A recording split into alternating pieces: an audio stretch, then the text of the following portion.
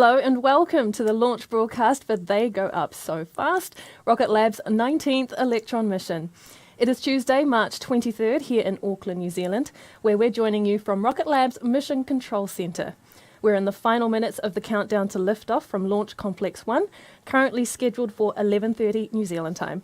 My name is Muriel Baker and I'm the Senior Communications Advisor here at Rocket Lab.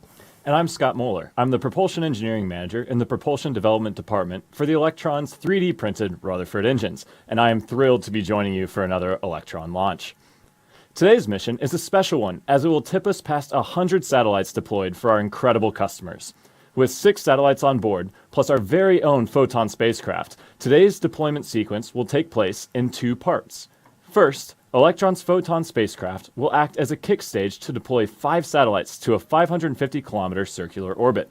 Then, we'll use Photon's Curie engine to lower the spacecraft's orbit to 450 kilometers for the final customer deployment. From there, Photon will remain on orbit to build flight heritage ahead of an exciting mission to the moon for NASA this year. But more on that later. We're proud to be welcoming some repeat customers onto Electron again for this mission, and we're also excited to work with some new ones. One of the repeat small-sat operators and the first payload manifested for this launch is Earth observation company BlackSky.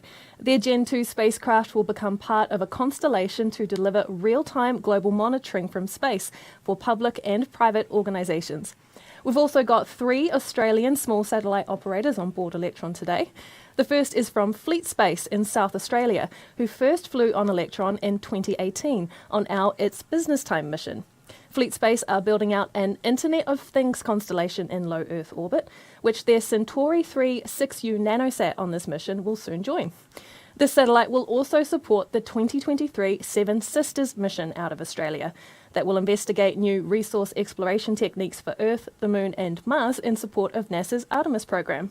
The next Australian spacecraft is the Myriota 7 satellite, another Internet of Things smallsat. Myriota's mission is to provide access to data from anywhere on Earth for those working in the utilities, transport, and logistics space.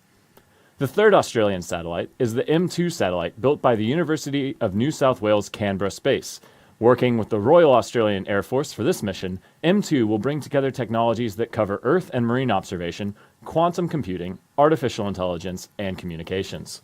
Other satellites on this mission include the very hatchling 1U CubeSat from CareWeather, a company focused on saving lives through better forecasting of Earth's extreme weather. And last but not least, we have an experimental CubeSat from the U.S. Army's Space and Missile Defense Command, or SMDC, flying on Electron today. Now there's also one more payload on this mission that we're very excited to tell you about. We have a Rocket Lab Photon spacecraft on board. This will be the second of our in-house built customizable satellites launched on Electron, and we've named this one Pathstone. Like Photon First Light before it, Pathstone will first perform its usual kick stage responsibilities of deploying our customer satellites, before making the switch to Photon mode and carrying on with its own mission in low Earth orbit. Here to tell us more about the Photon on this mission is Jane McNichol in our Rocket Lab Long Beach headquarters. It's great to see you, Jane.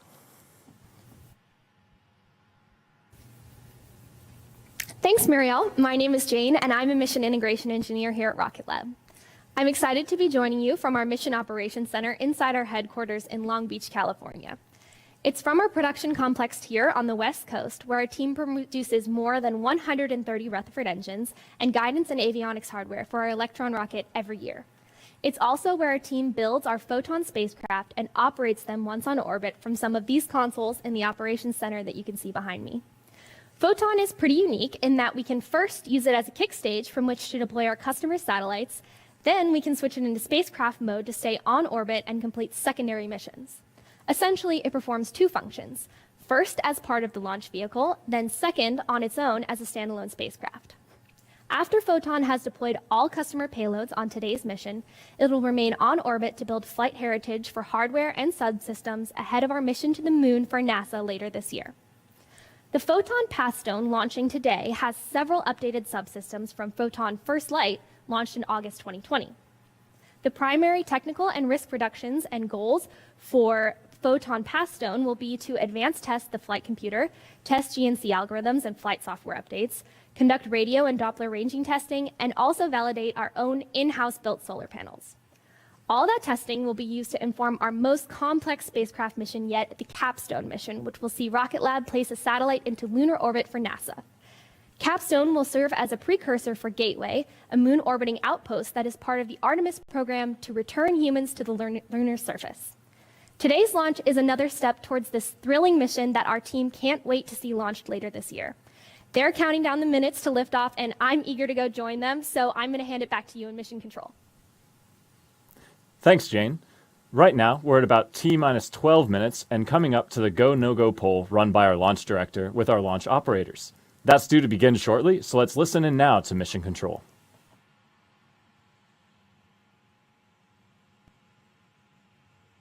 Come ups, come chicks.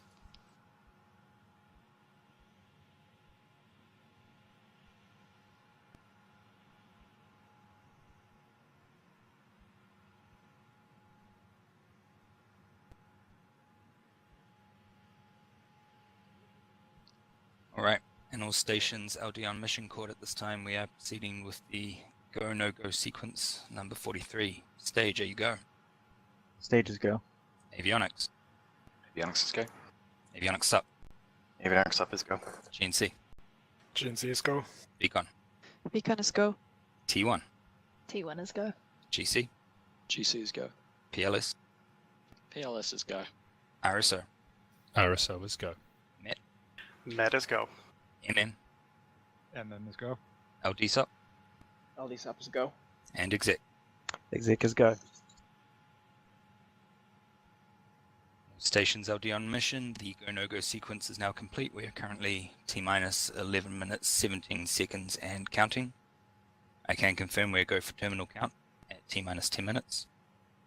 Be advised from this time onwards, the 3-word hold procedure is in effect.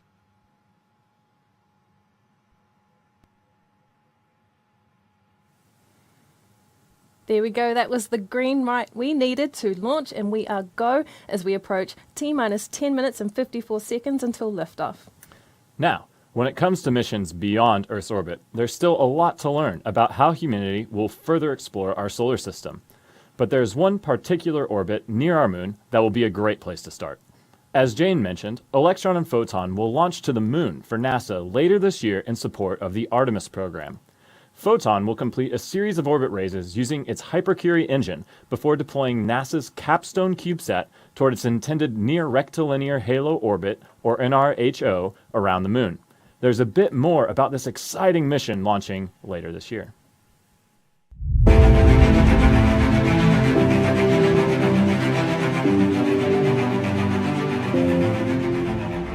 Rocket Lab is supporting NASA's mission to return humans to the moon. Launching on Electron this year, NASA's Capstone cislunar satellite will orbit the moon, serving as a pathfinder for Gateway, a moon-orbiting outpost that is part of NASA's Artemis program to return humans to the lunar surface.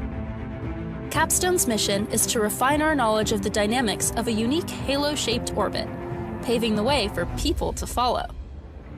The near rectilinear halo orbit, or NRHO, has an unobstructed view of Earth at all times, and also enables communications coverage of the lunar South Pole, the destination of NASA Artemis astronauts. Most Rocket Lab missions to date have deployed spacecraft to an orbit around 500 kilometers above Earth. But this mission will see us go a little bit further than usual, some 384,000 kilometers further. To get there, Electron will launch Capstone to an initial low Earth orbit. From there, Rocket Lab's Photon spacecraft takes over, providing in-space propulsion to conduct a series of orbit-raising maneuvers. This builds up enough velocity to perform a translunar injection, allowing Capstone to break free of Earth's gravity and set a course for the moon. After deploying Capstone, Photon will continue on its own trajectory to conduct a lunar flyby, while Capstone will use its own propulsion system to enter a cislunar orbit. Traditionally, smallsats have had to wait years for a rideshare opportunity on a large rocket in order to reach lunar and deep space destinations. With Rocket Lab, the smallsats call the shots, getting a dedicated ride to exactly where they want to go and on their schedule. NASA is thrilled to be partnering with several small businesses to make this mission happen. That includes launch provider Rocket Lab USA, Capstone mission lead Advanced Space, the CubeSat developer, Tyvek Nanosatellite Systems, the propulsion system provider, Stellar Exploration, and several more. Together, we are expanding the reach of small businesses, small spacecraft, and small launch vehicles.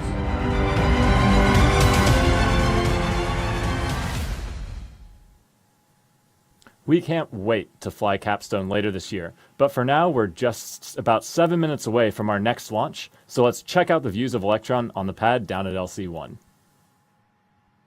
Understood, thank you.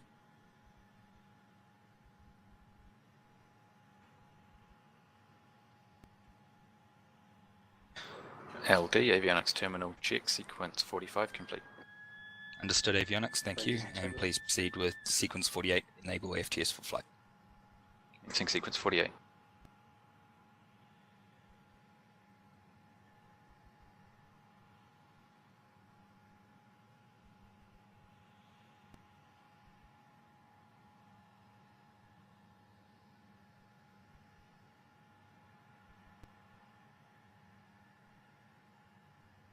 AFTS is green and enabled for flight.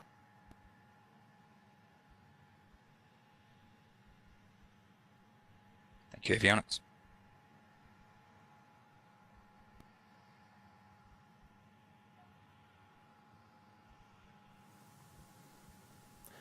Earlier this month, we made a pretty big announcement. How big? 40 meters big, to be precise.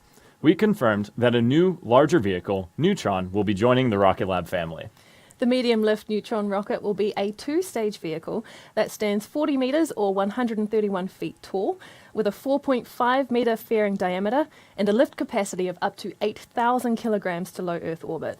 Neutron's 8-ton lift capacity makes it the ideal launch vehicle to deploy satellites into batches to specific orbital planes, creating a more targeted approach to building out mega constellations. But just like Electron, Neutron is designed to lift payloads beyond low Earth orbit too. With a payload capacity of 2,000 kilograms to the Moon and 1,500 kilograms to Mars and Venus, Neutron will be able to enable important science missions beyond our own planet. Neutron will initially be designed for satellite payloads, but will also be capable of International Space Station resupply and even human space flight missions, which is very exciting. We'll be launching Neutron from Virginia's Mid-Atlantic Regional Spaceport, located at the NASA Wallops Flight Facility, where Rocket Lab's Launch Complex 2 is located. Using this existing launch pad and integration infrastructure at Mars, that means we can accelerate the timeline to first launch, which, in true Rocket Lab style, is sooner rather than later, expected in 2024. And I think it's safe to say Peter won't be making any promises on eating a hat anymore, because that did not look tasty. No, it didn't. But for this mission, we won't have a live view from Electron once the second and third stages separate, but we will be staying on air through the coast phase as the kick stage makes its initial pass around Earth to circularize its trajectory. About 10 minutes into this initial coast phase, our founder and CEO, Peter Beck, will be joining us for a Q&A session on Neutron, so be sure to stick around. After that, we'll come back to you with the simulation and confirmation of payload deployment, so make sure to stay with us. It's now T-minus 4 minutes and 42 seconds to launch. Electron and its payload is healthy on the pad, and the weather is looking clear for an on-time liftoff. Let's hand over now to Mission Control to listen in to the operators in these final seconds to launch.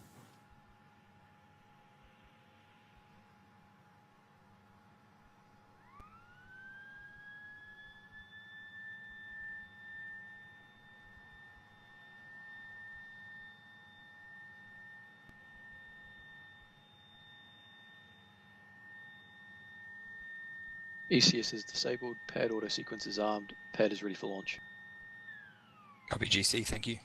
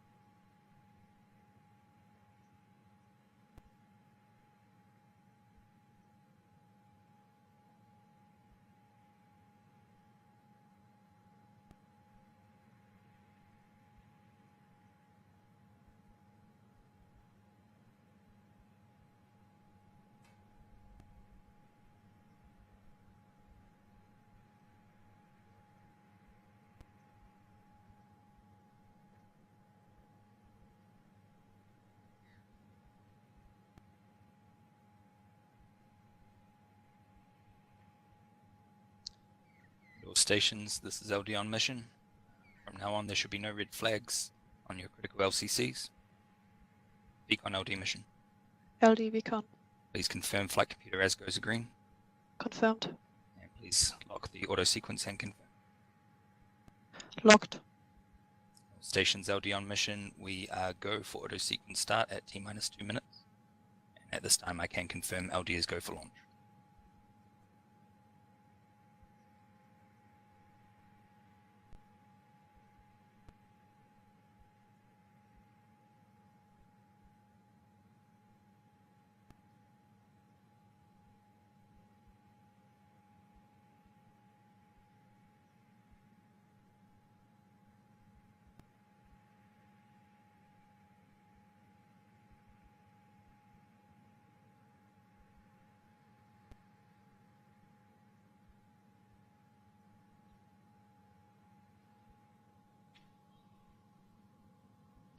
ADBs are on internal power.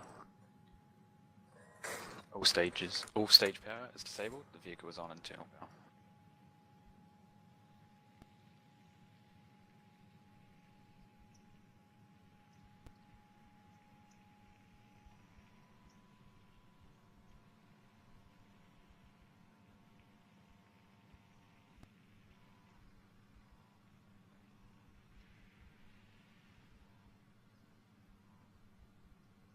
LOX load is complete. System is in recirculation.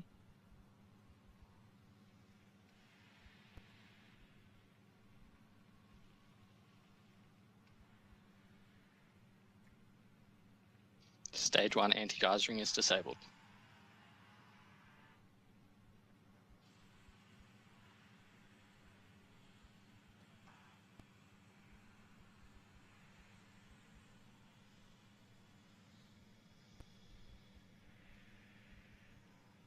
Stage 1 and Stage 2 are pressed for flight.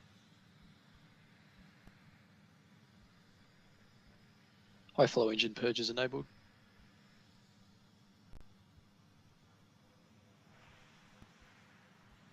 Water deluge is activated.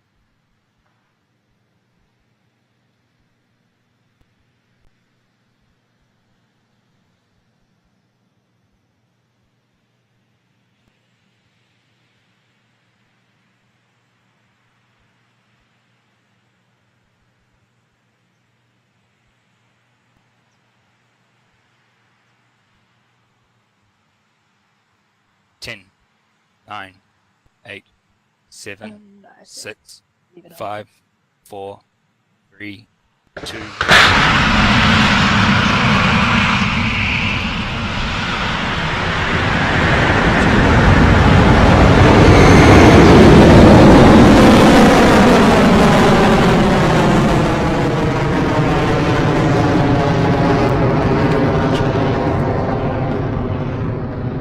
Stage 1 propulsion is nominal.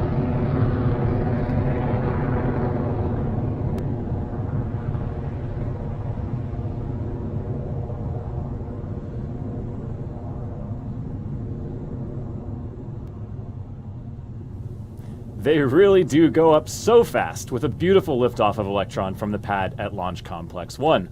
We're now T plus 40 seconds into the mission and approaching max Q, or maximum aerodynamic pressure, at the 1 minute 9 mark. Max Q is the moment during launch when Electron experiences the highest amount of mechanical stress from the dynamic pressure, which is a function of its velocity and altitude. We'll be coming up on max Q in just a few seconds.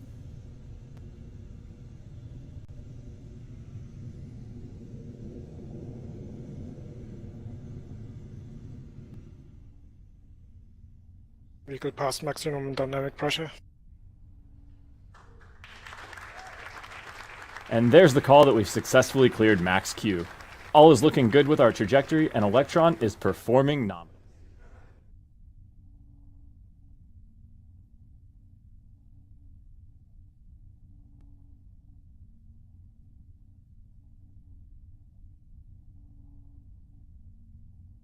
Stage 1 guidance is nominal.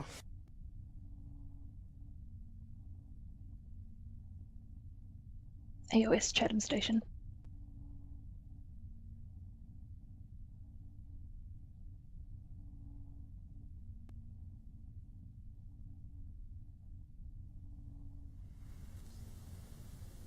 We're quickly approaching the next set of milestones in this mission. First up will be main engine cutoff of the 9 Rutherford engines on Electron's first stage.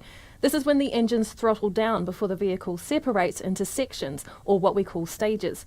Following that, the sole vacuum-optimized Rutherford engine on that second stage will fire up to continue the journey to low Earth orbit. We're a few seconds away from those events, and those calls will come in quick succession, so we're going to cross back to mission control now. Stage separation successful. Stage 2 ignition confirmed.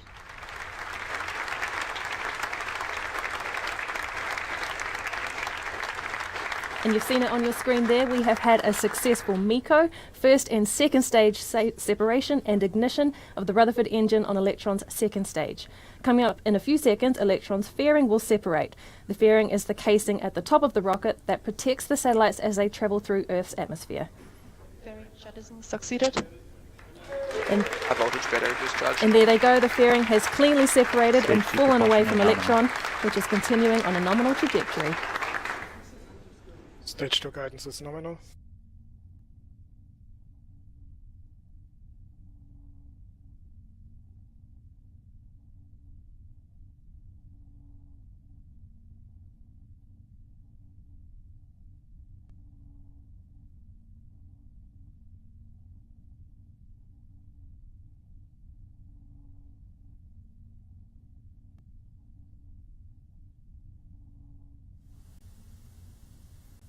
Electron's trajectory continues, as you'll often hear us say, nominally, with a current speed of just under 10,000 kilometers per hour and an altitude of about 165 kilometers, and we are now at about 4 minutes into the mission.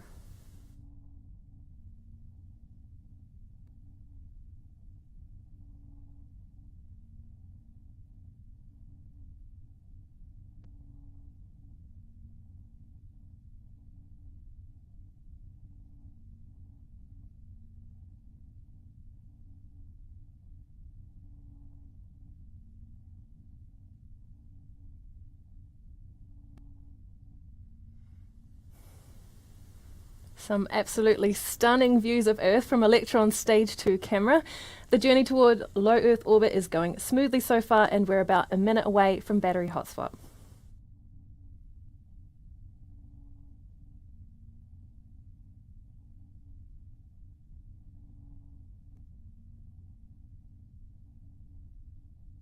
Starting throttle down on stage 2.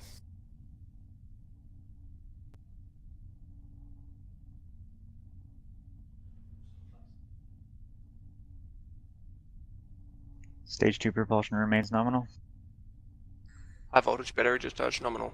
Approaching hot swap. As we mentioned before, in the next few moments we'll be coming up to the battery hot swap, a maneuver that's very specific to the Electron rocket as the only launch vehicle flying with battery-powered electric pumps feeding our engines. When the first set of batteries are depleted during launch, we switch to a fresh one to power the engine for the rest of the mission. Sometimes you can see those battery packs fall away after the event, so let's keep an eye on the live feed from Electron and listen into mission control for the call.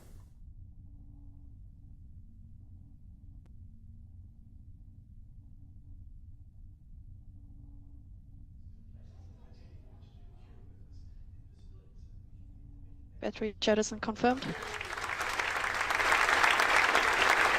Propulsion remains nominal. Hot swap. And there we go, that's confirmation that the battery hot swap was performed successfully on Electron, and propulsion continues to look good for the rocket's second stage Rutherford engine. We're just a few minutes away from orbital insertion and kick stage separation on this mission.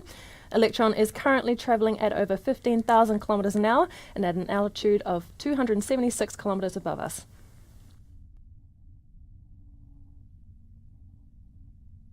Current altitude is 280 kilometers, speed 4.9 kilometers per second.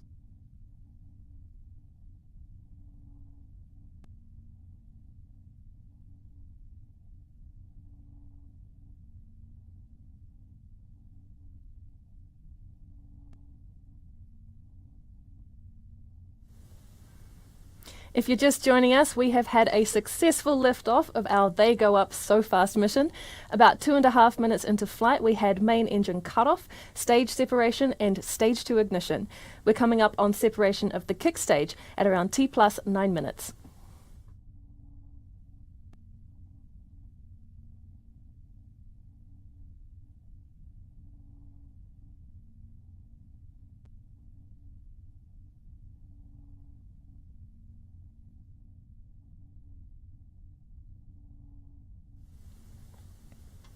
The view on your screen is Electron's second stage Rutherford engine. This engine is the same as the 9 engines that lift Electron off the pad, but with an extended engine nozzle for optimized performance in the vacuum of space.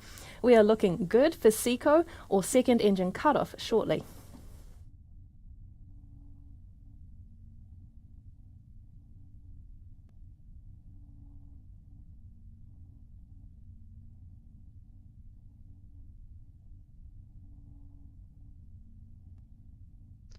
And we entered stage 2 burnout detect mode. Shortly, Electron will shut down the Stage 2 Rutherford engine to allow for a clean separation of the kick stage. That will place the kick stage in an elliptical orbit around the Earth for a coasting period of around 40 minutes or so. That event is coming up shortly, so we're going to switch back to mission control to await the confirmation. Stage 2 guidance is in terminal, 10 seconds remaining.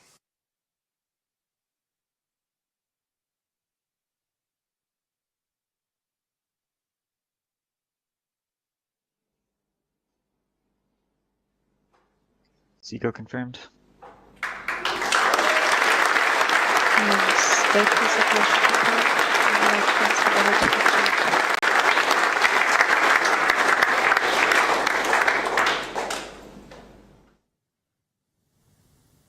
Fantastic news that the Rutherford engine on the second stage has successfully shut down as planned and the kick stage has cleanly separated. The kick stage is now going into its coasting phase for about 40 minutes or so while we wait for the circularization burn from our innovative Curie engine. In the meantime, we're going to take a small break, and you can join us back here in about 10 minutes as we're joined by Rocket Lab founder and CEO Peter Beck to answer some questions about our Neutron program. We'll be right back.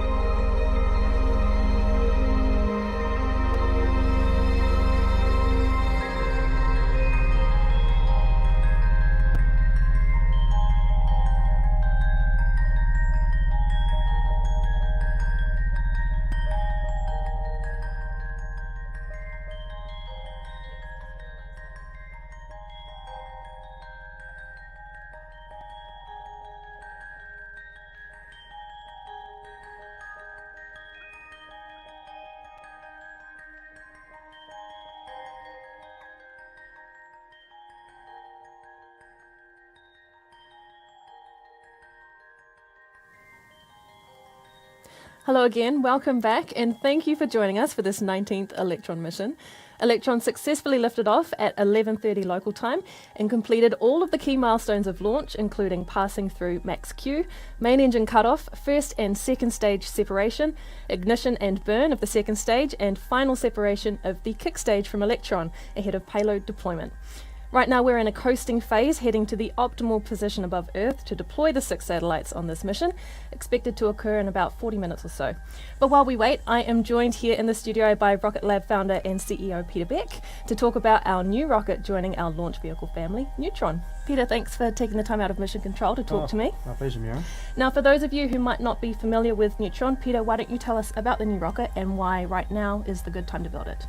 Yeah, I mean, we spend quite a lot of time with Electron launching our customers, and Electron's been a fantastic vehicle to really pathfind a lot of constellations for our customers.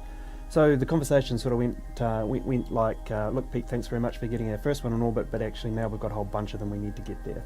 Mm-hmm. So it became really, really obvious that there's a really, massive need in the marketplace for, for a vehicle specifically built for launching, mega constellations and constellations. Mm-hmm. So you've talked about Neutron as a constellation builder, but what makes it ideal for that? Yeah, well, I mean, it's right-sized. So, if you look at all the constellations that are in development in various forms, they all fall around a similar kind of mass class. And that 8 tons to orbit is really the ideal mass class, for building mega constellations. But not just mega constellations. In fact, if you look back through history, the average payload, mass lifted by all launch vehicles in all of history is between sort of 4 and 5 tons. So we think this is the right time to bring a vehicle that's right sized to the market. Cool. And what can you tell us about Neutron's engines? Not a lot. It's a secret. No, I mean there's areas that we're innovating and there's areas that we're not innovating. The engines always deserve their own name, so they they certainly deserve their own limelight as well. So we'll make a little bit more announcement about engines in the appropriate time. It'll be fun brainstorming some new names for those engines, I'm sure. Oh, it's already named.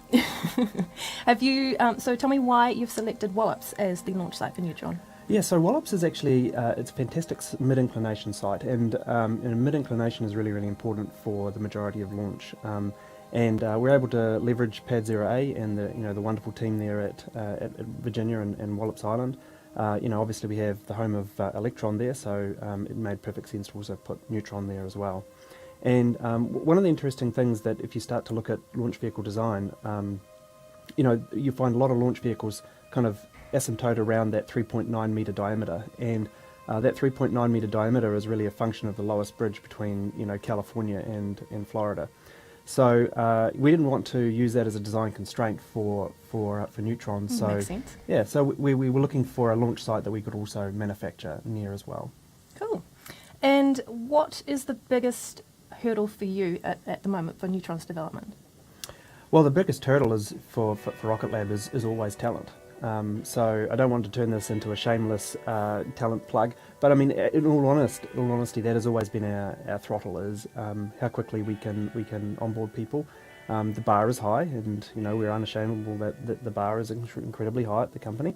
But that always is our throttle in developing any of Rocket Lab's programs. There's a few hundred jobs expected to be created for this one, isn't there? Yeah, absolutely. Yeah. Both in Virginia and New Zealand, and in fact, in every one of our locations, I think that is our throttle. Sure.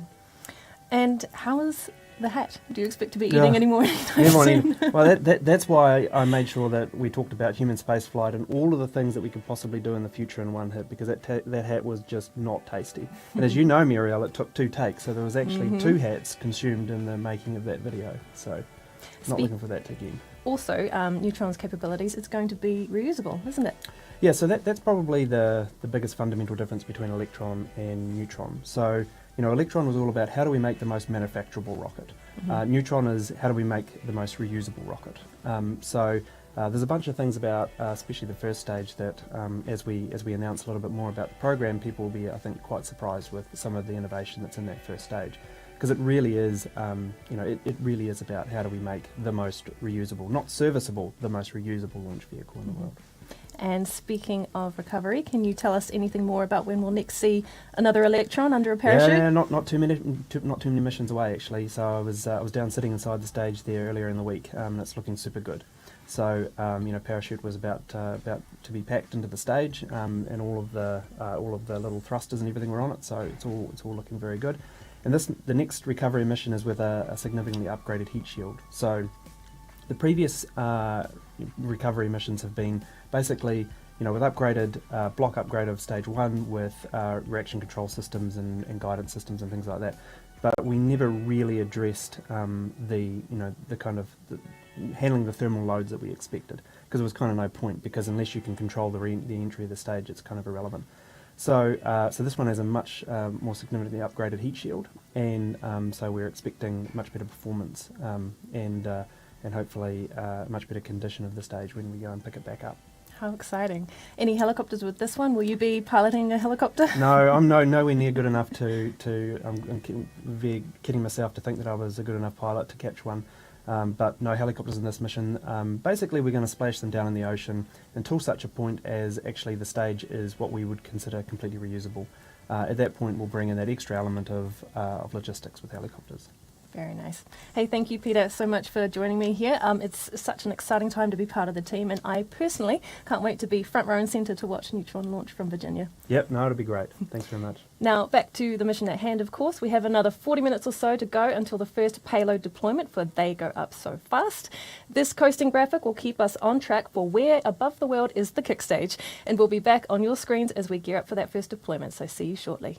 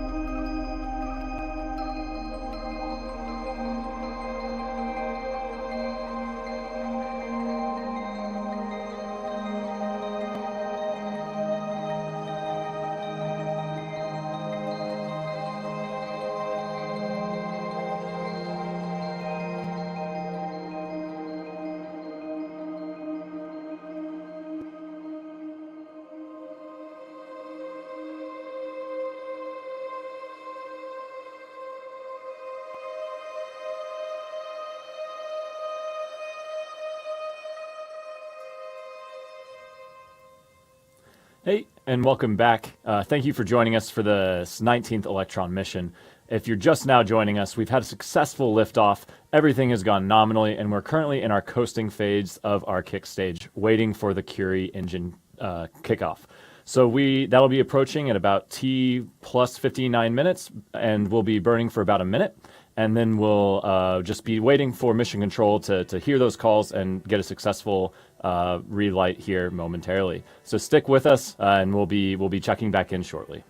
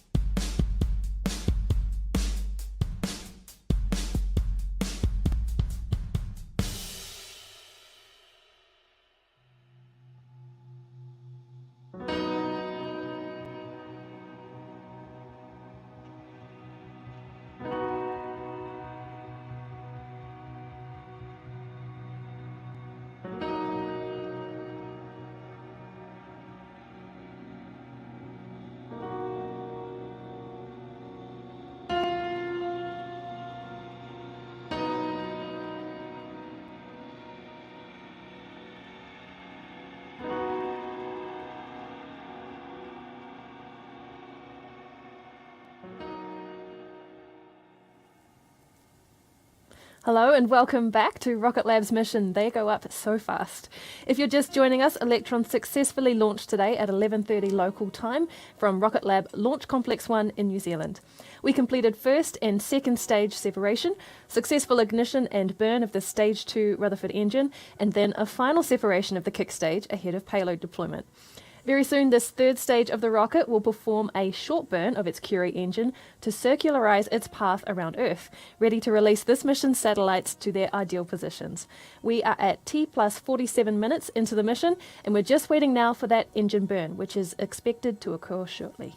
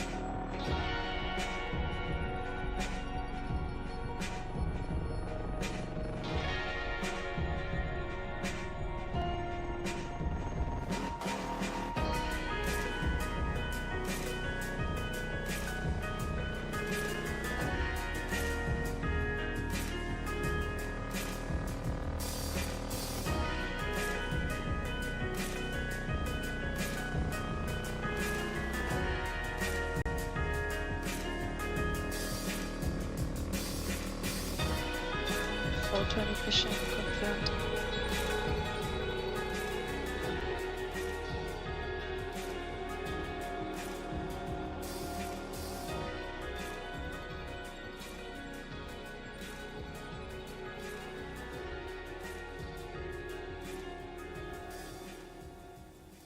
While we're waiting for the Curie burn to finish, I'm going to tell you a bit more about what will happen next for our customer satellites.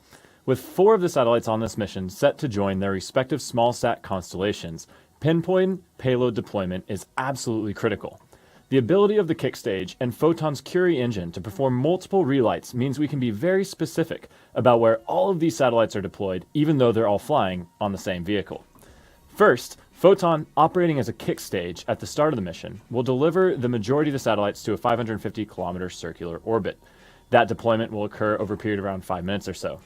Then, with a short burn of the Curie, Photon will actually lower its altitude 100 kilometers closer to Earth to deploy the final payload to a 450-kilometer orbit. But even then, we are still not done, because after payload deployment, our operators in mission control will issue a command to transition the kick stage into spacecraft mode and begin our secondary mission objective to test out new systems on our own satellite.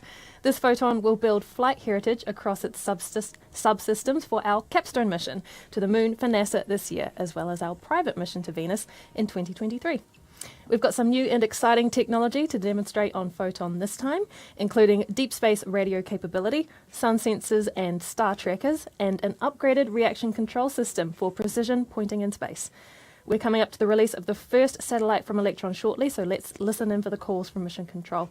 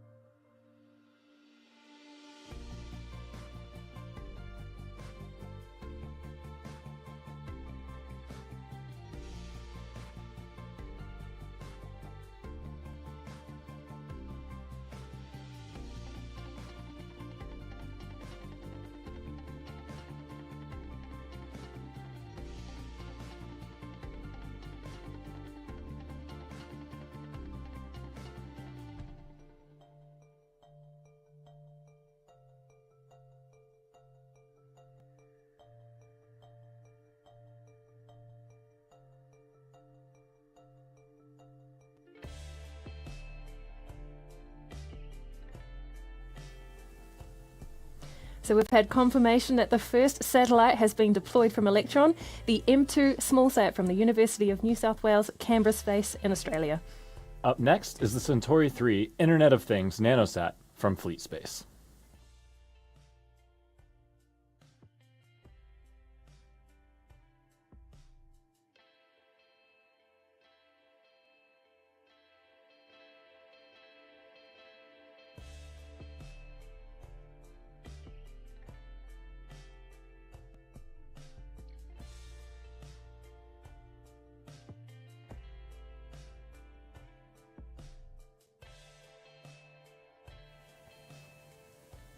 And there we go. We have confirmation of another successful deployment, this time for Fleet Space. 2 down, 3 to go at this orbit.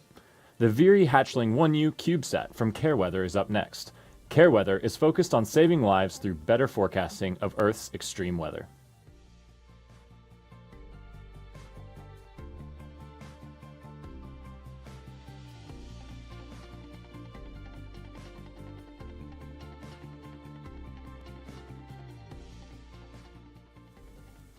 Now what you're seeing on your screen is a simulation of payload deployment. We will confirm all payload deployments on our social media channels shortly.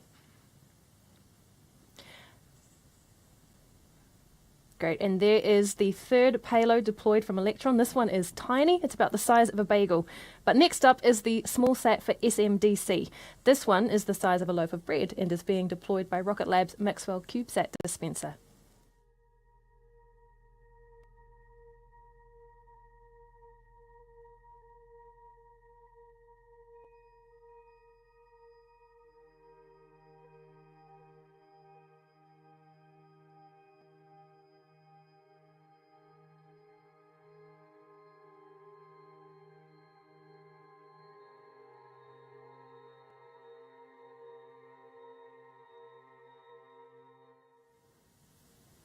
And as you can see in the simulation, the payload from the US Army's SMDC has been deployed to its 550-kilometer low Earth orbit. The final payload at this orbit is up next, and it's the Myriota 7 satellite.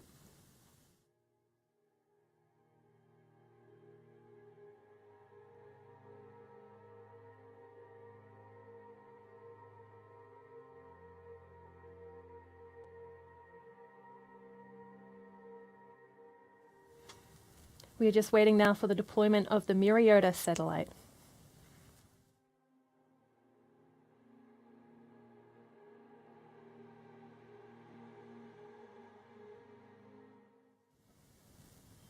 And there it goes, that's the 5th satellite on this mission deployed. The Myriota has been deployed to its orbit as planned.